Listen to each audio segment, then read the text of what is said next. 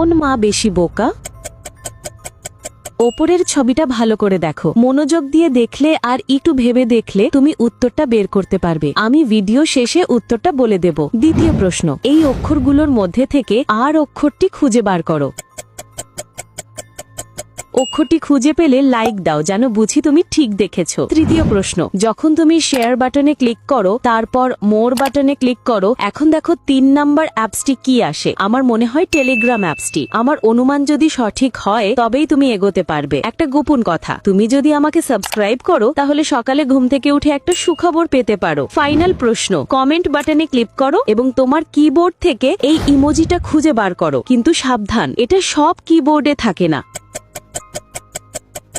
তুমি কি খুঁজে পেয়েছো? সময় শেষ। নাম্বার 2 নম্বর মা বেশি বোকা। জানো কেন? কারণ নবজাতকের ত্বক খুবই কোমল আর এত গরম পানিতে গোসল করালে শিশুটি ক্ষতি হতে পারে।